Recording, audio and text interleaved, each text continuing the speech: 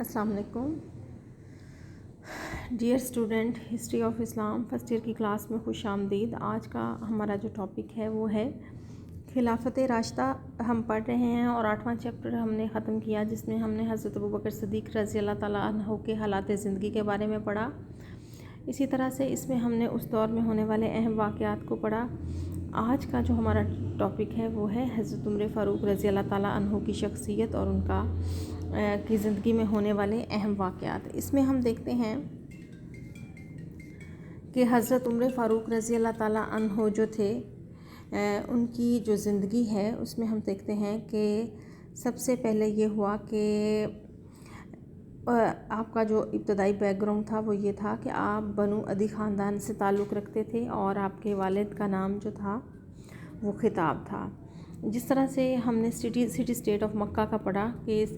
قصی بن club نے city state of مکہ کی بنیاد رکھی اور اس نے مختلف شعبے قریش کے مختلف معززین کے حوالے کیے۔ تو اسی حوالے سے ہم دیکھتے ہیں جو سفارت کا شعبہ تھا وہ آپ کے خاندان کے پاس تھا اور آپ ان اشخاص میں تھے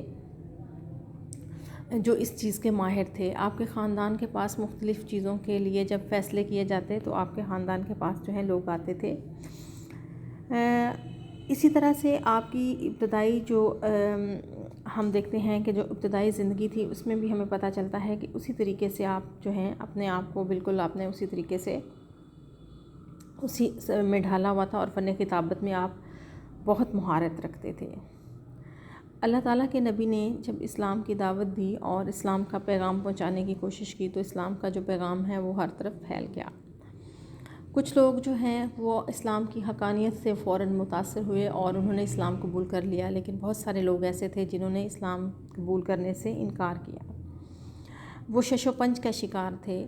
تو ابتدائی طور پہ ہم دیکھتے ہیں کہ حضرت عمر فاروق رضی اللہ تعالیٰ عنہ جب آپ نے اسلام قبول نہیں کیا تھا تو اس وقت آپ کی خاندان کی کنیز لبینہ رضی اللہ تعالیٰ عنہ جنہوں نے اسلام قبول کر لیا تھا ان کے بارے میں کہا جاتا ہے کہ ان کو آپ اتنا مارتے اور پھر آپ کہتے ہیں میں تھوڑا سا سستال ہوں پھر مارتا ہوں،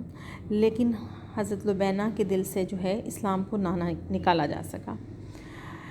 اسی طرح سے ہم دیکھتے ہیں کہ حضرت عمر فاروق رضی اللہ تعالیٰ عنہ کے اپنی بہن اور بہنوئی جو ہے وہ بھی اسلام قبول کر چکے تھے۔ تو حضرت عمر فاروق رضی اللہ تعالیٰ عنہ کو جو ہے ایک دفعہ ایسے ہی غصے میں جا رہے تھے تو نعیم بن عبداللہ راستے میں ملے اور انہوں نے پوچھا کہ عمر فاروق آپ اس وقت غصے میں کیوں ہیں؟ تو آپ نے کہا کہ پتہ چل جائے کہ کیا چیز اصل ہے۔ اسلام کے بارے میں جو ہے نا آپ نے ایسے کہا کہ آپ اس وقت تھوڑا سا غصے میں تھے۔ اور جب نعیم بن عبداللہ بولے کہ آپ کو سب سے پہلے اپنے گھر کی خبر لینی چاہیے، آپ کی بہن اور بہنوئی جو ہیں وہ مسلمان ہو چکے ہیں۔ حضرت عمر فاروق رضی اللہ تعالیٰ عنہ غصے میں تلوار لے کر نکلے تھے۔ جب بہن کے دروازے پر پہنچے تو وہاں پر جب انہوں نے دیکھا تو ان کو قرآن پاک کی جو ہے آواز آئی تو ان کے ذہن میں یہ بات آئی کہ انہوں نے دروازہ پیٹنا شروع کیا۔ دروازہ کھلا تو جیسے ہی ان کے بہنوئی سامنے آئے تو ان کو انہوں نے مارنا پیٹنا شروع کر دیا۔ تو مارنا پیٹنا شروع کر دیا اور یہ چیز جو تھی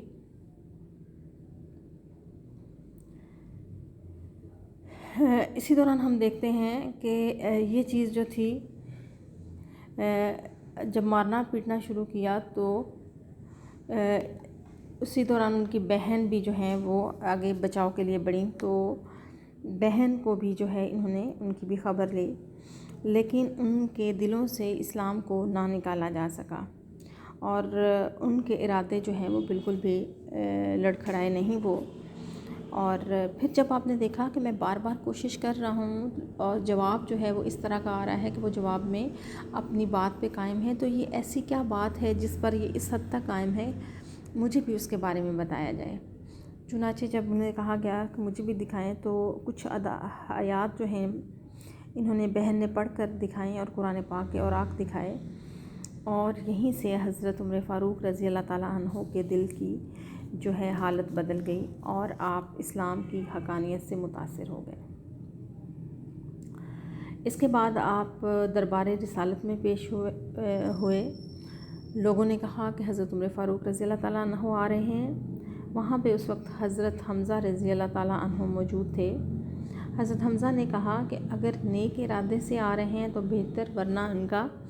اسی تلوار سے جو سر ہے قلم کر دیا جائے۔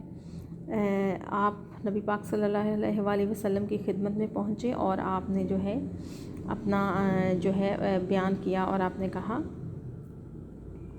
کہ جی میں اللہ اور اللہ کے رسول پر جو ہے ایمان لایا، اور یہیں سے اللہ تعالیٰ نے آپ کے دل کی دنیا بدلی، اور پھر آپ اسلام کے جید صحابہ میں آپ کا جو ہے شمار ہوتا ہے۔ اسی طرح سے ہم حضرت عمر فاروق رضی اللہ تعالیٰ عنہ کی خدمات کا تذکرہ کریں گے کہ حضرت عمر فاروق رضی اللہ تعالیٰ عنہ کی عہد نبوی میں خدمات کیا تھیں۔ اس میں ہم سب سے پہلے جو ہے عمر بن خطاب جو ہے ان بہادروں میں سے تھے جن کی شجاعت کا سکہ جو ہے وہ مکہ میں مانا جاتا تھا۔ اس لیے آپ نے جب اسلام قبول کیا تو آپ کو بھی دوسرے مسلمانوں کی طرح مختلف آزمائشوں سے گزرنا پڑا۔ ہجرت کا حکم ملا تو خانہ کعبہ گئے، اور وہاں پر جا کر آپ نے اعلان جو ہے 2 رکعت نماز پڑھی، اور جو وہاں پہ اس وقت قریش کے سردار بیٹھے ہوئے تھے انہیں مخاطب کیا اور انہیں کہا کہ آج اپنی ماں کو بے اولاد، بیوی کو بیوہ اور اولاد کو یتیم کرنا ہو،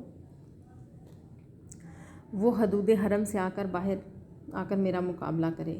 لیکن کہتے ہیں کہ حضرت عمر فاروق کے ان الفاظ کا کسی پر جو ہے اتنا کسی میں ہمت نہیں تھی، اور اسی وجہ سے دربار جو ہے آپ کو فاروق کا خطاب ملا کہ آپ نے حق اور باطل کے درمیان فرق جو ہے وہ برقرار رکھا۔ اسی طرح سے حضرت محمد مصطفیٰ صلی اللہ علیہ وآلہ وسلم کے ہر حکم کی تعمیل میں آپ پیش رہتے تھے۔ جو بھی آپ حکم دیتے، احکامات دیتے، اس میں آپ ان کا ساتھ دیتے۔ اسی طرح سے ہم اگر دیکھیں کہ غزوات جو ہیں، بیٹے آپ کو پتہ ہونا چاہیے کہ غزوہ کس کو کہتے ہیں اور سریہ کس کو کہتے ہیں۔ غزوہ اس جنگ کو کہتے ہیں جس میں نبی پاک صلی اللہ علیہ وآلہ وسلم نے خود شرکت فرمائی ہو، اور سریہ اس جنگ کو کہتے ہیں جس میں آپ کے صحابہ کرام نے شرکت فرمائی ہو۔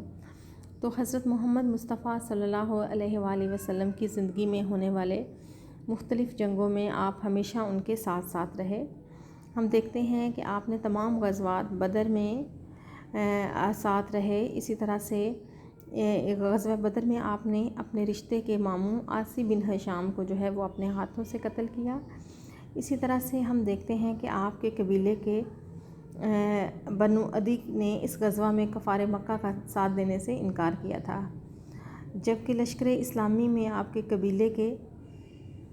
12 آدمی تھے۔ غزوہ احد میں ہم دیکھتے ہیں کہ آپ ان بہادروں میں سے تھے جنہوں نے، اگر آپ کو یاد ہو کہ جب وہ واقعہ جس میں خالد بن ولید نے عقب سے حملہ کیا تھا اور مسلمانوں نے ایک جیتی ہوئی جنگ کو جو ہے وہ ہار گئے تھے، تو اس وقت جو ہے آپ کا ساتھ دیا تھا۔ اس میں ہم دیکھتے ہیں کہ آپ نے بالکل ہر وقت جو ہے، ہر لمحہ جو ہے حضرت محمد مصطفیٰ صلی اللہ علیہ وآلہ وسلم کے ارد گرد پروانہ وار آپ موجود رہے۔ اسی طرح سے ہم دیکھتے ہیں کہ احزاب کی جنگ کے دوران، جس کو غزوہ خندق کہتے ہیں، اور اس کو غزوہ احزاب بھی کہا جاتا ہے اور غزوہ خندق بھی کہا جاتا ہے، آپ اس موقع پر بھی موجود رہے۔ غزوہ تبوک کے موقع پر جب نبی پاک صلی اللہ علیہ وسلم نے رومیوں کے خلاف جو ہے ارادہ کیا جنگ کا، تو آپ نے اپنے گھر کا آدھا ساز و سامان جو تھا وہ پیش کر دیا۔ غزوہ خیبر میں بھی ایک روز اسلامی لشکر کی قیادت آپ کو سونپی گئی، جب مختلف کفار مکہ، ہم دیکھتے ہیں کہ جو مختلف قبائل تھے یہودیوں کے، انہوں نے مسلمانوں کے خلاف اپنی سازشوں کو جاری رکھا، تو حضرت عمر فاروق رضی اللہ تعالیٰ عنہ کے مشورے سے اللہ کے نبی نے ان تمام کے خلاف جو ہیں وہ کارروائیاں کی۔ اسی طرح سے ہم دیکھتے ہیں کہ صلح نامہ حدیبیہ کے موقع پر جب یک طرفہ شرائط جو ہیں لکھی گئیں، تو اس میں آپ کے دل کو تھوڑا سا اضطراب ہوا۔ اس کے بعد اللہ تعالیٰ کی طرف سے سورہ فتح نازل ہوئی اور آپ کا اضطراب جو ہے وہ دور ہو گیا۔ فتح مکہ کے موقع پر ہم دیکھتے ہیں کہ بت شکنی کا فریضہ جو ہے وہ آپ ہی کو سونپا گیا، اور آپ نے خانہ کعبہ کی چھت سے حبل نامی بت کو گرایا، اور اس دور کے رکھے ہوئے ان کے جو بزرگوں کے بنائے ہوئے بت تھے ان کو توڑا، اور جو خانہ کعبہ کی دیواریں تھیں وہاں سے بھی ان کی تصاویر جو ہیں وہ مٹا دی گئیں۔ وصال نبی کے موقع پر آپ کا جو طرز عمل تھا اس کے بارے میں بھی ہم بات کریں گے کہ جب نبی پاک صلی اللہ علیہ وسلم کے وصال کے موقع پر جو ہے آپ سخت اضطراب کی کیفیت کا شکار تھے اور ادھر ادھر چکر لگا رہے تھے اور کہتے تھے، جس نے کہا کہ محمد مصطفیٰ صلی اللہ علیہ وآلہ وسلم فوت ہو گئے ہیں، میں اس کا سر قلم کر دوں گا. یہ آپ کے عشق رسول اللہ صلی اللہ علیہ وآلہ وسلم سے بھرپور محبت کا اظہار تھا. جب حضرت ابوبکر صدیق رضی اللہ تعالیٰ عنہ نے آپ کو سمجھایا تو پھر آپ کو وصال نبوی کا جو ہے یقین ہوا، اور آپ کی کیفیت اور پریشانی کو دیکھ کر اس بات کا اندازہ کیا جا سکتا تھا کہ اس وقت آپ کے دل پہ کیا بیت رہی ہوگی. اسی طرح سے ہم دیکھتے ہیں کہ ثقیفہ بنی سعدہ میں انصار جو ہیں وہ جمع ہوئے اور انہوں نے اپنی طرف سے ایک خلیفہ منتخب کرنے کے لیے کوششوں کا آغاز کر دیا گیا، اور اسی دوران حضرت سعد بن عبادہ جو ہیں ان کا نام جو ہے اس کے لیے تجویز کیا گیا. جب قریش مکہ کو اس چیز کا پتہ چلا، جس میں حضرت ابوبکر صدیق رضی اللہ تعالیٰ عنہ تھے، جس میں حضرت عمر فاروق رضی اللہ تعالیٰ عنہ شامل تھے اور حضرت ابو عبیدہ بن جراح شامل تھے، تو یہ اس صورتحال کے اندر جو ہے وہاں پر پہنچے اور وہاں پر جا کر انہوں نے جو ہے صورتحال کو اس اچھے طریقے سے سنبھالا کہ وہ قریش اور انصار جو ایک دوسرے کے خلاف تلواریں، قریب تھا کہ تلواریں ننگی ہو جاتی اور ان کی لڑائی ہو جاتی، تو آپ نے بڑے تدبر اور معاملہ فہمی سے اس صورتحال کو سنبھالا، اور اللہ تعالیٰ کے نبی کے وصال کے بعد حضرت ابوبکر صدیق رضی اللہ تعالیٰ عنہ کو جو ہے خلیفہ نامزد کیا گیا اور آپ کے ہاتھ پہ جو ہے بیعت کی گئی. اسی طرح سے آپ نے حضرت خالد بن ولید کی بعض باتوں پر گرفت بھی کی. قبائل عرب کے بہت سارے معاملات میں آپ کی رائے کو بہت اہمیت دی جاتی تھی. اگر ہم یہ بات کریں کہ حضرت ابو بکر صدیق رضی اللہ تعالیٰ عنہ کی وفات کے بعد حضرت عمر فاروق کی جو خلافت کا انتخاب کیا گیا وہ کیسے، تو اس حوالے سے تفصیل سے ہمیں پتہ چلتا ہے کہ جب حضرت ابوبکر صدیق رضی اللہ تعالیٰ عنہ کی بیماری طول پکڑ رہی تھی اور اندازہ ہو گیا تھا کہ آپ کا وقت قریب آ چکا ہے، تو آپ نے صحابہ کرام سے اپنے جانشین کے بارے میں جو ہے مشورے شروع کر دیے. حضرت عبد الرحمن بن عوف کو حضرت عمر فاروق کے بارے میں یہ رائے تھی، عمر کی قابلیت میں کیا کلام، لیکن مزاج میں سختی ہے. حضرت ابوبکر صدیق رضی اللہ تعالیٰ عنہ نے حضرت عبد الرحمن بن عوف کی اس بات کا یہ جواب دیا کہ ان کی سختی اس لیے تھی کہ میں نرم تھا، جب کام ان پر آن پڑے گا تو وہ خود بخود نرم ہو جائیں گے. یعنی کہ صحابہ کرام میں سے ایک صحابی حضرت عبد الرحمن بن عوف نے کہا کہ حضرت عمر فاروق کی طبیعت سخت ہے، تو حضرت ابوبکر صدیق رضی اللہ تعالیٰ عنہ کہتے ہیں کہ ان کی سختی اس وجہ سے ہے کہ میں ایک نرم مزاج ہوں،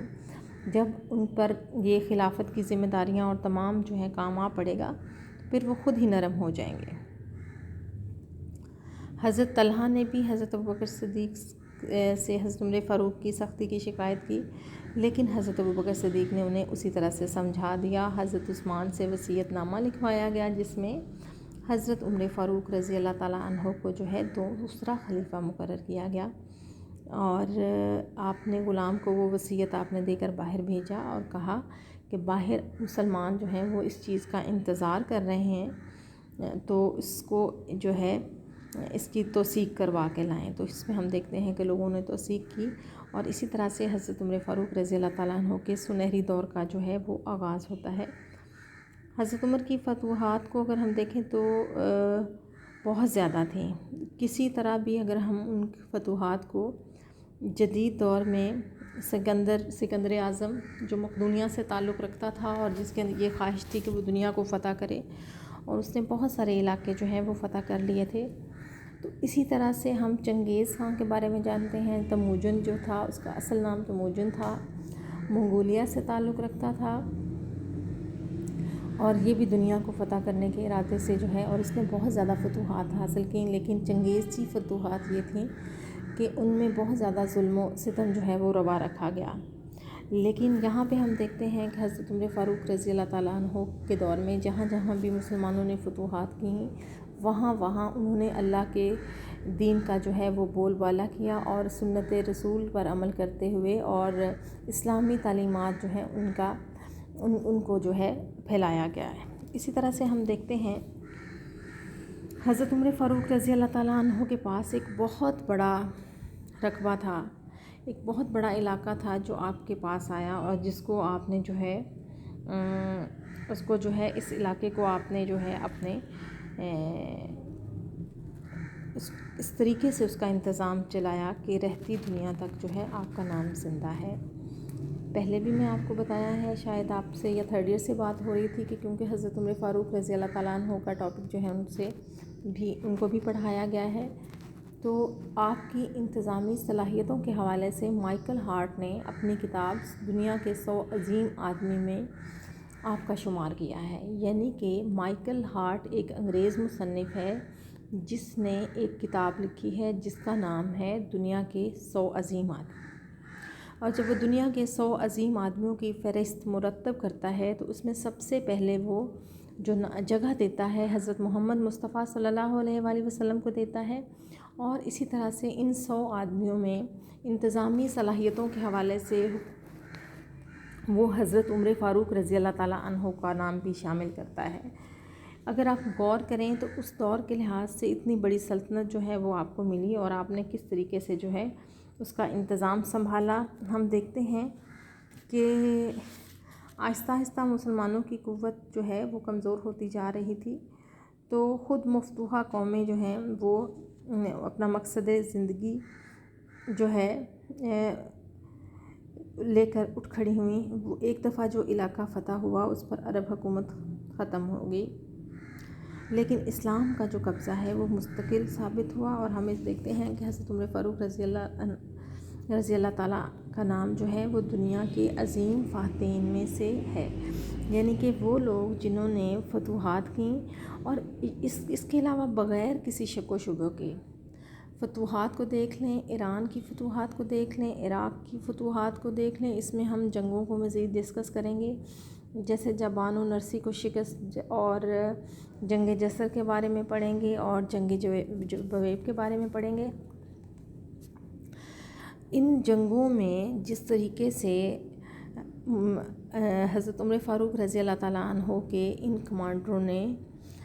اپنی صلاحیتوں کا لوہا منوایا دنیا کے سامنے، تو وہ نہایت قابل تحسین ہے۔ اس کا ہم بعد میں آنے والے ادوار میں ہمیں وہ چیزیں نہیں ملتی،